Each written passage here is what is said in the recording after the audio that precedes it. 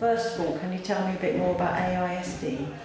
Well, the African Institute for Social Development is an organization, it's African-led. So that means African own it, and African use that organization for all sorts of skills, and also they use it for as a stepping stone to prosperity, like education, employment, benefit, housing, asylum. The African Institute do not do all that on its own. As I said, we work with a wider range of organizations that are qualified to do different pieces. So we've seen people over the last years who are accessing the services and becoming very advanced in their own benefits in terms of social mobility, in terms of becoming more and more confident. So the organization give a big importance to African doing things for themselves, not just clients, but actually service deliverers. Mm-hmm. So we work with all the African communities, all the regions, all the beliefs, and all the backgrounds. Africa is a continent. Yeah. We've got 54 countries to deal with, and we're not yet at 54, but we've done 39. So that's impressive. We're going, and we started with the African broad work. Now we try to go by region.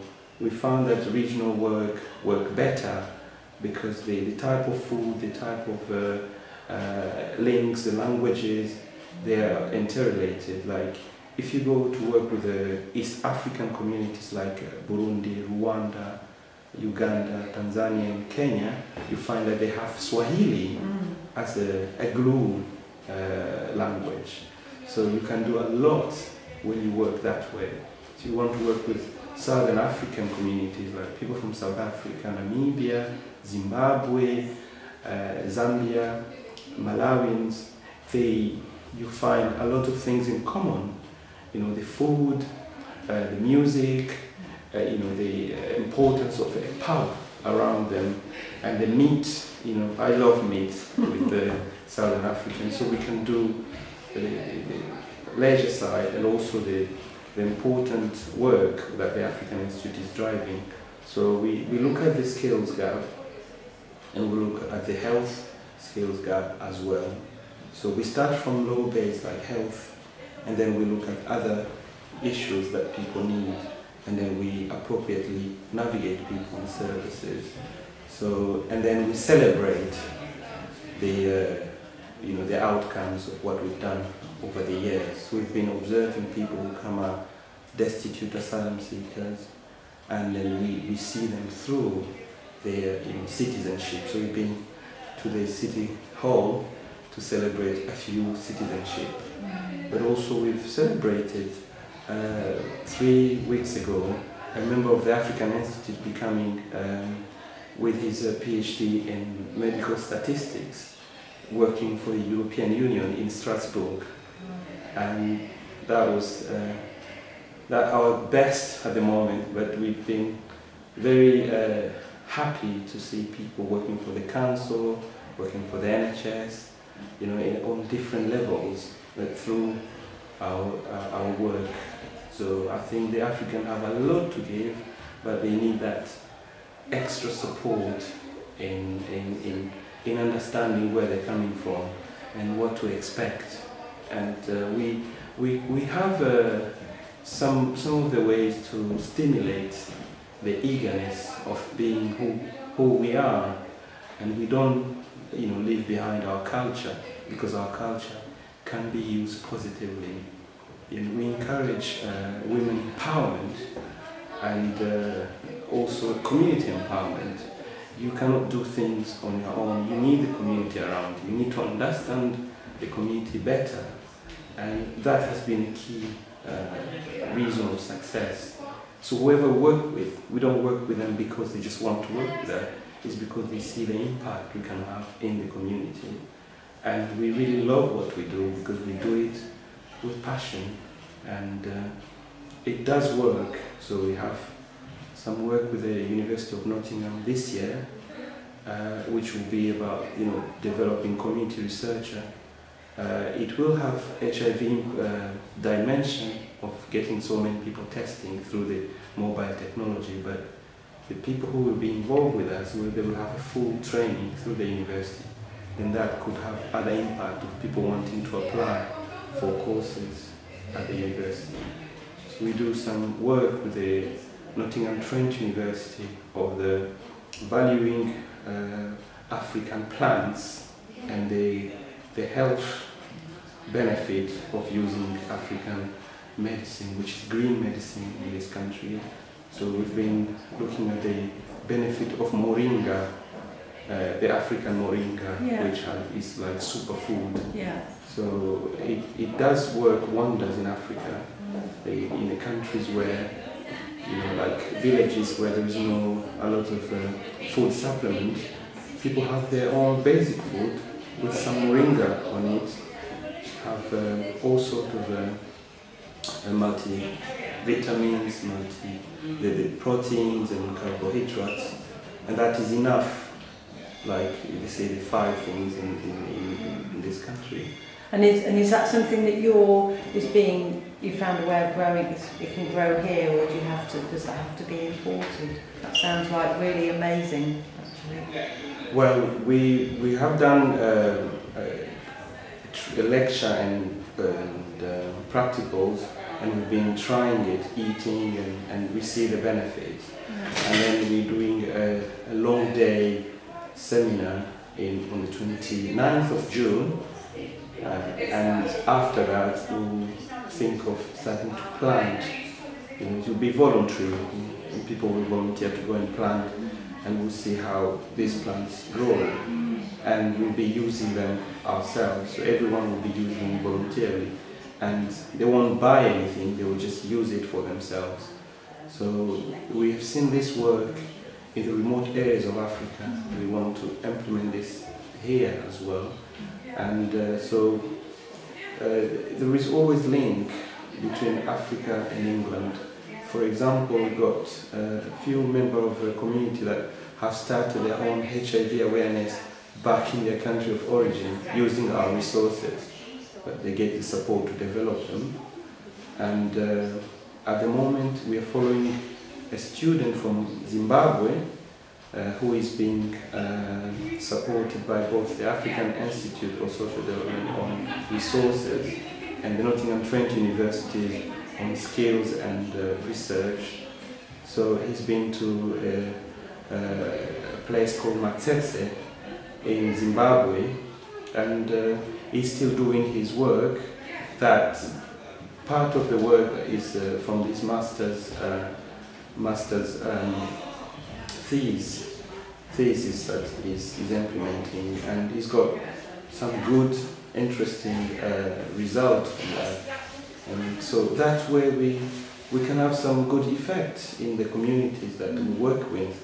So that's really a local to global effect, isn't it? That what you're doing here actually has an impact globally, and that's a really powerful piece of work then, isn't it? It's wonderful. It's really amazing. It's wonderful. We had a nurse that got some resources from us, a link from Church of England, and she's now in Nigeria. She got the UN funding on working with children with AIDS, and then she's developing women empowerment programs and working with the orphans of AIDS, the children that parents died of AIDS. So it is not that we do, the community do it for themselves, but we have a role and responsibility in, signposting, and also, a small follow-up, without intrusion to what, people can do for themselves. So, all of that's amazing. How many of you are there at AISD? Well, this work, it's roll around, a few committed people, and the good thing about the African Institute is people, when they've moved on to their employment, they still come back as directors or consultants. So we have a network of people who benefited from the African Institute and they're giving back. But if you want to ask about people who are always in the office, there will be around 4 people. So it's always busy and trying to respond to crisis. So the day is always different day. So there's no 2 days the same. It's always different, and you know how it is like working for the community, and also linking the community to the authority. So we have a good access to the city council. Over the last 6 years, every year we had a good presence of the Lord Mayor of Nottingham, the Sheriff of Nottingham, and we're really very proud of the city of Nottingham and our work in Nottinghamshire. So that is a legacy that we want to leave behind, that African people can be trusted. You can work with Africa, you get benefit of working with African.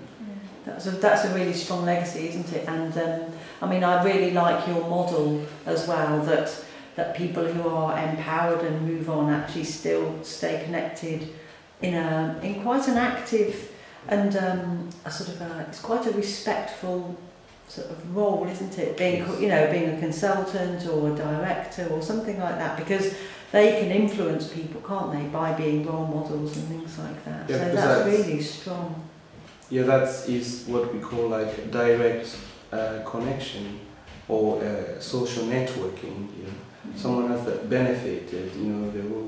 You'll find someone has moved on and they contact you. I've got 3 members of my community who want to join the African Institute. So we've got a huge number of people wanting to be part of the African Institute. But we try and select them according to their community, because that gives a bigger impact.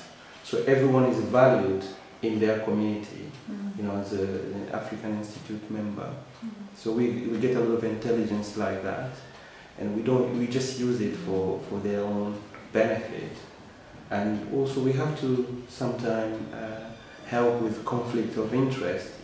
When they think that a member of their community is making like money or advantage, we will go and explain exactly what he gets, because this work can be very absorbing. People will go out and do things because they see the benefit, and sometimes we have to explain that the way things work in the UK, you don't get funded directly. You get skills, you get partnership, and then if you know what you're doing, you could get work, you could get courses, you could get even personal gain, self-worth. Seeing that you're doing things you love to do and you're getting recognition. You get yearly certificates, you get to visit the Lord Mayor and to have a cup of tea with the Lord Mayor every year. And you get a good insight of where you live. So you're not a number, you're a valued member of community. And that's really powerful, isn't it? And that you can see, I think you can see in people's faces when they feel valued, because people look more contented and they're much happier, aren't they? So it really has a strong physical benefit as well, doesn't it, actually? Yes. As well as the mental and the self-worth and everything. So those models of practice are really powerful, aren't they? They're very powerful, and we always learn new ways to do it, and we learn from across the board. We're very lucky because we've got so many mentors, so many people wanting to give us skills, and that's where we don't use the skill, we don't abuse the skill, we just use them. And we don't want people to do things for us, we want us to do things for ourselves, and hopefully to give back to this, the Nottingham UK communities, and they've taken us in. So we want them to realize, how beneficial it is to take African communities. Most of our communities don't come here with pleasure. They come here because our countries are devastated. When I came here, you know what happened to Rwanda? It was a genocide. So I've got my life, probably survived 4 times. So the life I have to live, it has to be purposeful. It has to be meaningful.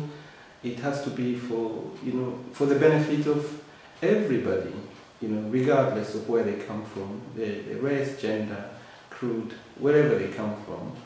But I have to focus on the African culture, African people, because I understand African more than I understand anybody else.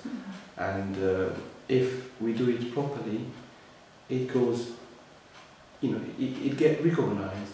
And that's where I'm very much, and I'm so proud that I can have an opportunity to have an impact. And the African Institute for Social Development, has to exist to provide that kind of a solution to these wonderful cities. Thank you very much, Andani. Can you just give us have you got a website and perhaps your address or something like that, so that somebody who might see this would be able to contact you if they're in Nottingham to find out more or get involved or something like that? Yes. Our website is simple: www.africaninstitute.org.uk. And we also have a blog which is linked to the website. If you go through the website, you find our details, and also you can blog. Thank you very much. So that's www.africaninstitute.org.uk. Exactly. Perfect. Thank you very much, Andani. Thank you very much.